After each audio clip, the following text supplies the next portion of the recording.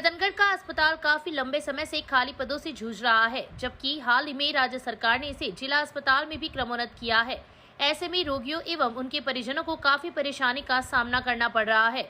आंकड़ों पर नजर डाली जाए तो जिला अस्पताल में 38 डॉक्टरों के पद स्वीकृत है, जिसमें से 23 पदों पर ही डॉक्टर कार्यरत है। वरिष्ठ विशेषज्ञों के 18 पद स्वीकृत है, जिनमें 5 पद भरे हुए हैं। आगामी माह में 2 डॉक्टर सेवानिवृत्त होने वाले हैं। वहीं मेडिकल व सीनियर मेडिकल ऑफिसर के 20 पद स्वीकृत है, जिसमें कागजों में 2 ही पद खाली है। हाल ही में राज्य सरकार ने 4 डॉक्टरों की नियुक्ति जिला अस्पताल में की थी, जिनमें सर्जन सतीश जांगीड़ एवं डॉक्टर नेहरा ने रतनगढ़ में पदभार ग्रहण किया था तथा रेडियो थेरेपिस्ट ने अभी तक ज्वाइन ही नहीं किया है। वहीं डॉक्टर जांगीड़ एसआरशिप के लिए चले गए। दूसरी ओर अस्पताल में कार्यरत डॉक्टर विनोद शर्मा का भी स्थानांतरण हो जाने से अब जिला अस्पताल में एक ही सर्जन कार्यरत है, जिससे ऑपरेशन एवं आउटडोर का कार्य एक ही डॉक्टर के कंधों पर आ गया है। जिला अस्पताल के आउटडोर पर नजर डाली जाए तो प्रतिमा अस्पताल का आउटडोर 3000 के करीब रहता है। 2-1 वीक पहले एक पत्र प्राप्त हुआ डायरेक्टर से कि चिकित्सालय का नाम अब जिला अस्पताल माना जावे। इसमें अभी फिलहाल जो हमारे पास में पद स्वीकृत है वो करीब 38 डॉक्टर्स के पद हैं, जिसमें हमारे पास में 18 पद तो स्पेशलिस्ट के हैं और बाकी मेडिकल ऑफिसर्स के हैं। तो उनमें से मेडिकल ऑफिसर्स के पद तो लगभग हमारे पास में पूरे भरे हुए हैं, इसलिए उनमें से दुर्भाग्यवश होता ही है कि यहाँ पे चिकित्सा अधिकारी ज्वाइन कर लेते हैं और ज्वाइन करने के बाद में वो एसआरशिप करने चल जाते हैं। तो उनमें से वो पद एक तरह से यहाँ पे भरे हुए रहते हैं, लेकिन चिकित्सक वो कार्यरत नहीं रहता। फिलहाल आज की डेट के अंदर हमारे पास में जो कार्यरत चिकित्सक है वो लगभग 23 चिकित्सक कार्यरत हैं। उसमें से भी जो स्पेशलिस्ट के 18 पद है हमारे पास में, उनमें से 5 के ऊपर ही डॉक्टर्स हमारे पास कार्यरत है और विशेषज्ञ के जो ज़्यादातर पद है वो हमारे पास में 18 में से आप देख लीजिए करीब 13 पद हमारे पास में खाली है। और उनमें से भी जो 5 पद पे जो डॉक्टर कार्यरत है उनमें से 2 तो स्पेशलिस्ट डॉक्टर है, जो सीनियर स्पेशलिस्ट है, प्रिंसिपल स्पेशलिस्ट कहते हैं आजकल उनको, और बाकी जो 3 हैं वो चिकित्सा अधिकारी अगेंस्ट द पोस्ट करके उनको इन पदों के ऊपर लगाया गया है। शहर के वार्ड संख्या 16 में पुरानीगढ़ के पास बनी पेयजल टंकी क्षतिग्रस्त होने से लोग परेशान हैं। इस संबंध में पार्षद रामकिशन माटोलिया ने जलदाय विभाग के अधिकारियों से उक्त जर्जर टंकी को दुरुस्त करवाने की मांग की है। माटोलिया ने बताया कि टंकी की मरम्मत हुए करीब 15 वर्ष हो चुके हैं तथा उसके बाद इसकी सार संभाल नहीं की गई है। वर्तमान में यह जीर्ण अवस्था में होने के कारण कभी भी गिर सकती है। साथ ही उक्त टंकी से पानी का रिसाव भी होता है। गत दिनों प्रशासन शहरों के संघ शिविर में भी अधिकारियों को इस संबंध में अवगत करवाया गया था तथा इसके पश्चात एसडीएम विजेंद्र सिंह को ज्ञापन भी दिया गया था, लेकिन आज तक इस समस्या का समाधान नहीं हो पाया है। माटोलिया ने मांग की है कि उक्त टंकी को दुरुस्त करवाकर आमजन को राहत पहुंचाई जाए। वार्ड नंबर 16 में पिछले 15-16 सालों से हमारे वार्ड में पेयजल की एक टंकी बनी हुई है और जिसका 15-16 साल से कोई मरम्मत नहीं हुई है। टंकी की ये हालत है कि यह कभी भी गिर सकती है और पूरी जर्जर अवस्था में हो चुकी है। और यहाँ से इस टंकी से 5-6 मोहल्लों में यानी कि 2-3 वार्डों में यहाँ से पानी जाता है। उसके बाद में भी कोई सुनवाई नहीं हो रही है। अभी पीछे जो प्रशासन संघ शहरों के संघ जो अभियान लगा था उसमें भी मैंने अपने लेटर पैड से उच्च अधिकारियों का अवगत करवाया था, तो उन्होंने कहा कि जल्दी इस समस्या का समाधान करेंगे, लेकिन आज तारीख तक उसका कोई समाधान नहीं हुआ है। टंकी से जो मोहल्ले वाले हैं वो बार बार शिकायत करते हैं, लिखित भी शिकायत की, मौखिक भी शिकायत की, लेकिन उसका समाधान आज तक नहीं हुआ। मेरा जलदाय विभाग से और एसडीएम महोदय से भी यही निवेदन है कि समस्या का समाधान करके मोहल्ले वासियों और वार्ड वासियों को जो यह टंकी गिरने का जो अनजान भय बना रहता है उसकी समस्या का समाधान कराए और इस टंकी का जल्द से जल्द वापस निर्माण करके मरम्मत करवा के और मोहल्ले वासियों को राहत प्रदान करें। शहर के आदर्श पुलिस थाना में पदभार ग्रहण करने के बाद सीआई बलराज सिंह मान ने क्षेत्र की भीड़भाड़ वाले स्थानों का निरीक्षण कर आमजन से वार्ता की। इस दौरान उन्होंने उपस्थित लोगों से सौहार्दपूर्ण वातावरण बनाए रखने का आह्वान करते हुए कहा कि क्षेत्र की शांति व्यवस्था को भंग करने वालों के खिलाफ पुलिस द्वारा सख्त कार्रवाई की जाएगी। अशोक स्तंभ से पोदार गेस्ट हाउस तक सीआई ने पुलिस जाब्ते के साथ निरीक्षण कर क्षेत्र की ट्रैफिक संबंधी व्यवस्था की जानकारी ली। इस दौरान पोदार गेस्ट हाउस में चल रही राजस्थान मेगा ट्रेड फेयर का भी सीआई ने निरीक्षण कर व्यवस्थाओं से संबंधित जानकारी मेले के आयोजन सुनील शर्मा से ली। इस दौरान पुलिस के कई जवान उपस्थित थे। एसपी साहब के आदेश हैं गश्त करने के कि पुलिस की उपस्थिति भीड़ भाड़ के इलाके में रहनी चाहिए सुरक्षा भी महसूस हो, इसलिए पूरे इलाके में हमने पैदल गश्त 1 घंटा की है और अभी तक घंटा पूरा नहीं हुआ। आगे हम भीड़ भाड़ में फिर दूसरी बारी करेंगे और इसका मकसद ये है कि पुलिस भीड़ भाड़ में उपस्थित रहे ताकि जो अपराधी प्रवृत्ति के लोग हैं, सामाजिक तत्व हैं, जैसे मेले में आते जाते हैं, तो इनको एहसास रहे कि पुलिस। धन्यवाद। अलवर में 4 से 7 अगस्त तक होने वाली 48वीं राज्य स्तरीय जूनियर बालक बालिका वर्ग की कबड्डी प्रतियोगिता के लिए चूरू जिले की टीमों का चयन 24 जुलाई को होगा। जिला कबड्डी संघ के सचिव युधिष्ठिर गौड़ ने बताया कि रघुनाथ स्कूल के खेल मैदान में कबड्डी प्रतियोगिता के माध्यम से बालक व बालिका वर्ग की टीमों का चयन किया जाएगा। प्रतियोगिता में जिले का मूल निवासी खिलाड़ी ही भाग ले सकेंगे तथा वजन 70 व 65 किलो तथा आयु 20 वर्ष से कम होनी चाहिए। जूनियर स्टेट चैंपियनशिप अलवर में आयोजित हो रही है, जिसके तहत 24 जुलाई को रविवार को रघुनाथ सीनियर सेकेंडरी स्कूल के ग्राउंड में ट्रायल रखी गई है। जिस खिलाड़ी को भी ट्रायल देनी हो वो रघुनाथ स्कूल के ग्राउंड में सवेरे 7 बजे पहुंचकर अपनी ट्रायल देवें और आगे स्टेट चैंपियनशिप में अपना स्थान सुनिश्चित करें। रतनगढ़ तहसील के गांव सीसर में 27 वर्षीय युवक की कुंड में डूबने से मौत हो गई।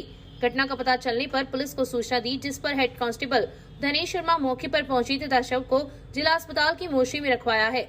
मामले के अनुसार तहसील के गांव सीसर का 27 वर्षीय चुन्नीलाल मेघवाल शुक्रवार की रात खाना खाकर घर से बाहर चला गया। शनिवार की सुबह चुन्नीलाल का छोटा भाई सुरेंद्र जब मजदूर लेकर खेत पहुंचा तो कुंड के बाहर चप्पल व मोबाइल पड़े हुए दिखाई दिए। जब कुंड के अंदर झांककर देखा तो चुन्नीलाल का शव तैरता हुआ दिखाई दिया। सूचना पर पुलिस मौके पर पहुंची तथा शव को कुंड से बाहर निकलवाकर जिला अस्पताल की मोर्चरी में रखवाया, जहां पर पोस्टमार्टम के बाद शव परिजनों को सुपुर्द कर दिया। परिजनों ने बताया कि मृतक की 3 माह पूर्व ही शादी हुई थी तथा वह अक्सर रात के समय खेत में जाया करता था। घटना के कारणों का पता नहीं चल पाया है। सीसर में सुरेंद्र मेघवाल ने रिपोर्ट दी है कि मेरे भाई चुन्नीलाल रात को घर से खाना खा के निकला था और कभी कभार वो खेत में सो जाता था, तो हमने उसका इंतज़ार नहीं किया। सुबह मैं जब मजदूर लेके खेत में निनाण करने गया तो मेरे खेत में बने कुंड के ऊपर मेरे भाई की चप्पल पड़ी थी, वह मोबाइल पड़ा था। मैंने इधर उधर देखा, नहीं दिखाई दिया। मैंने कुंड में देखा तो मेरे भाई की लाश पड़ी थी। वो रात के समय में कुंड में पानी में डूबने से उसकी मृत्यु हो गई। क्षेत्र में लगातार हो रही मूसलाधार बारिश के चलते मुख्य बाजारों व मोहल्ले की सड़कें क्षतिग्रस्त हो चुकी है। क्षतिग्रस्त सड़कों की वजह से आम लोगों को परेशानी का सामना करना पड़ रहा है। हालात इतने दयनीय हैं कि कई स्थानों पर तो लोगों ने अपनी खर्ची पर इन गड्ढों को पाटने का काम किया है। शहर की link road, Churu road, power house road, post office सड़क मार्ग की लगभग 10 किलोमीटर की सड़कें पूरी तरह से क्षतिग्रस्त हो चुकी है।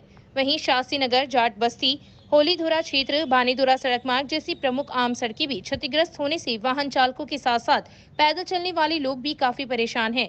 क्षेत्र में बारिश का दौर जारी है और मुख्य सड़क मार्गों में पड़े गहरे गड्ढे दुर्घटना को न्योता दे रहे हैं। कुल मिलाकर शहर की लगभग 25 किलोमीटर की सड़कें पूरी तरह से क्षतिग्रस्त है तथा सार्वजनिक निर्माण विभाग व नगर पालिका प्रशासन गहरी निद्रा में लीन है।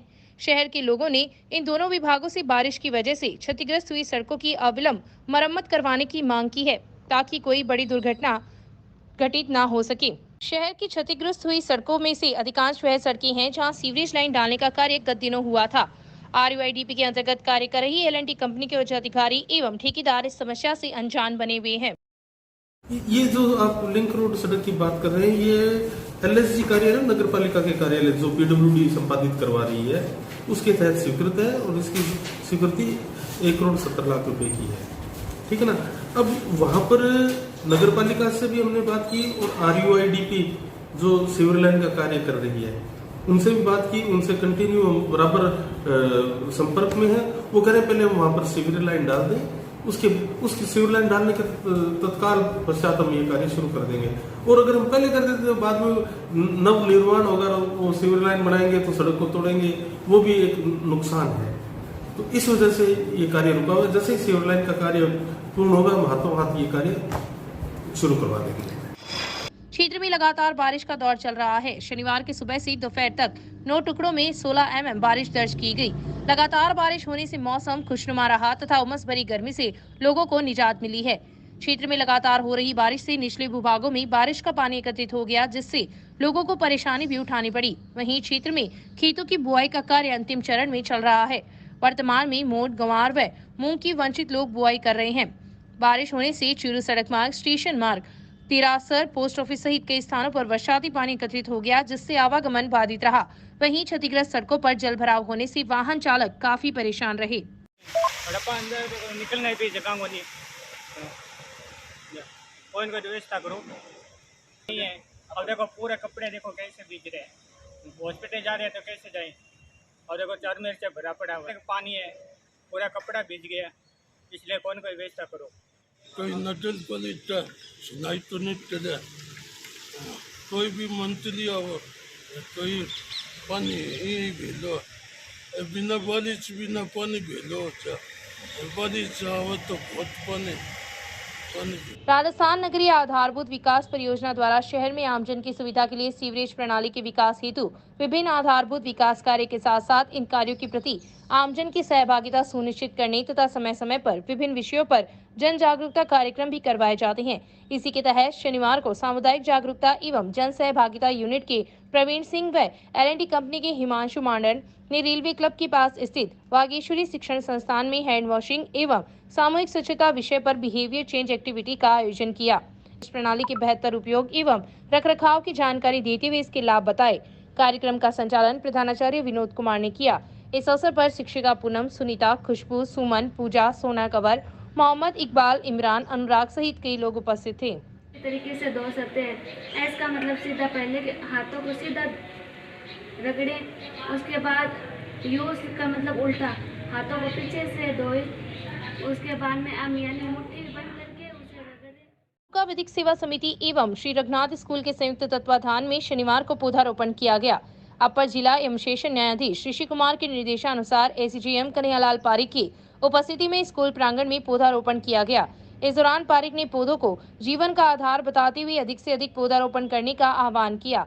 इस अवसर पर स्कूल समिति के अध्यक्ष इंद्रराज खीचड़, सामाजिक कार्यकर्ता संतोष कुमार इंदौरिया, सीताराम शर्मा, खीवाराम खीचड़, पवन सेवदा सहित कई लोग उपस्थित थे।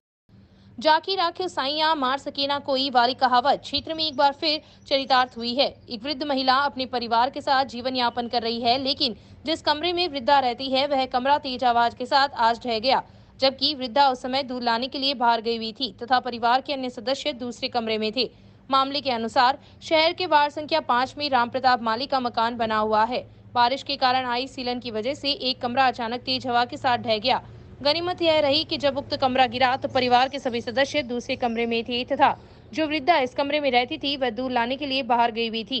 वार्ड के जसकरण गौड़ ने बताया कि राम प्रताप के मकान में बने इस कमरे की ढहने की वजह से घरेलू सामान का नुकसान हुआ है। मैं तो भारी मुंगरा कर गई, नहीं पड़ गया और मैं तो आई था बाहरों आई था नदी कोई अंदर को नहीं हो गए तो भारी भी टाइम भारी पूरी खड़ा बाहर निकले था बारी सारी। और अंदर सामान समून खाने पीने को क्या हो, खाने पीने में सौ के पड़े वो दब गयो अंदर निकाले को नहीं निकाला खटूंगा कोई को लगी बगी को नहीं लगी तो लगा से उठा उठ गया बस हुआ। अच्छा कोई निमंत्रण गए कोई क्यों करे घर मैं करे मैं तो अगन आई तो